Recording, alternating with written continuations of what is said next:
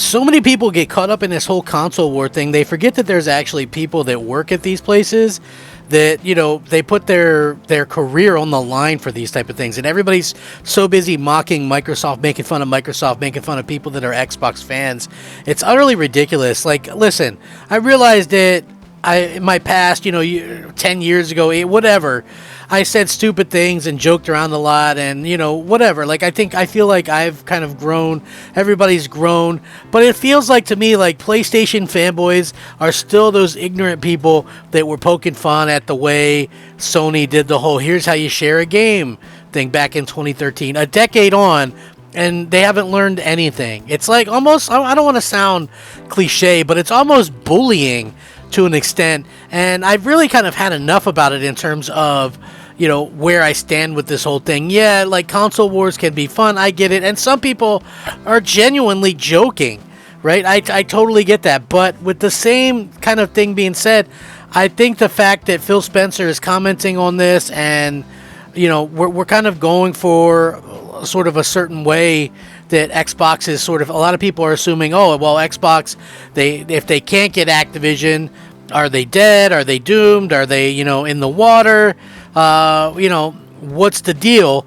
So I'm glad that Phil Spencer's commenting on this and talking about this, because this is a pertinent question. Like, you don't want Microsoft folding. Like, I know, even if you freaking hate Xbox right now, you believe me, you do not want an instance where there's only one major platform, and that's PlayStation. I don't care if you're a big PlayStation fan. You don't want them dictating the entire market. That would be horrible. They would be able to charge whatever they want, do whatever they want, less innovation, less everything, and you just have to sit back and take it like a schmuck. So, Phil Spencer reassured gaming staff about the Activision deal. Microsoft Corporation executives sought to reassure workers in the Xbox gaming unit that there's a way forward for the approval of the company's planned $69 billion purchase of Activision Blizzard, while emphasizing that its success in gaming isn't solely depending on this deal. The acquisition was vetoed by UK's antitrust watchdog, a potential fatal blow for the industry's biggest ever deal. At an all-hands-on meeting for division employees, Microsoft gaming chief Phil Spencer acknowledged the company's disappointment, saying the UK's decision will slow the approval process. According to a person who attended the meeting, still, he said Microsoft's desire to pursue the deal hasn't wavered, said the person who asked not to be identified discussing the actual event. Spencer told staffers that Microsoft President Brad Smith was up at 2 a.m. drafting a response to the UK Competition and Markets Authority. He said Chief Financial Officer Amy Hood, who oversees acquisition, held a senior leadership meeting the same day. The Xbox chief said the acquisition was intended to speed up Microsoft's gaming plans, but doesn't represent the entirety of the company's gaming strategy, which would move ahead even without Activision, according to them. The CMA said concerns about the deal couldn't be solved by remedies such as the sale of blockbuster title Call of Duty or other solutions involving promises to permit rivals to offer the game on their platforms. According to a statement Wednesday, Microsoft said it will appeal the decision. Redmond-based Washington, Microsoft had no immediate comment on the internal meeting, but obviously Microsoft and all these companies are sort of fighting back at what's going on, and this is something that they should do. Microsoft needed to kind of reassure people. I feel like Phil needed to do that, because you got to feel kind of disappointed that this didn't really go. Like, for me personally, and I get it, like, I had some people ask me, some PlayStation fans ask me, they go, crap, what changes now that that they don't have Activision? Now, granted, it's only a pause.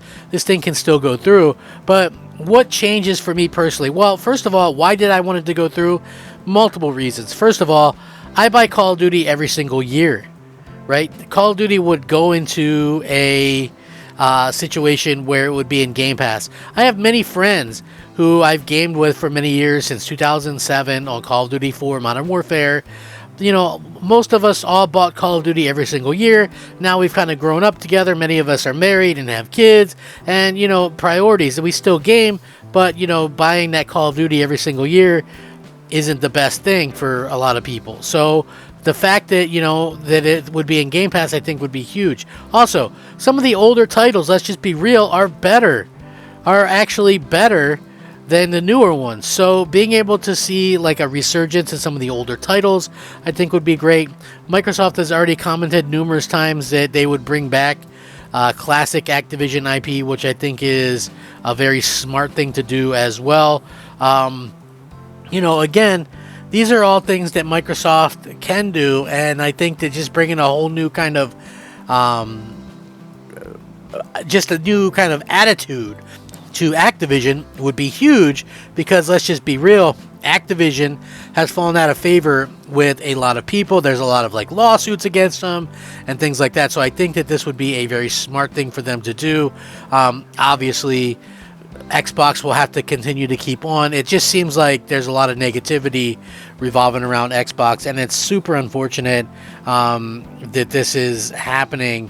I think we were all, most of us anyway, were expecting some amazing things, some awesome things to come out, some great things to kind of be announced, and that's exactly what we didn't get. And obviously we're going to be getting some big announcements at their not E3/E3 Bethesda event or whatever. But again, it's like that whole waiting game thing, and us as fans got to sit back and wait and hope that things happen. I hope that they do happen, and I hope that they happen faster, and I hope that Microsoft doesn't hold off. If I were Microsoft, still pursue this deal, but don't be afraid to pick up other developers in the interim as well. I think that it makes sense to go out and do that. What's it matter at this particular point anyway, right? So yeah, I think that that's one of the things that continually will have to happen. I can't wait to see all the big announcements and things like that.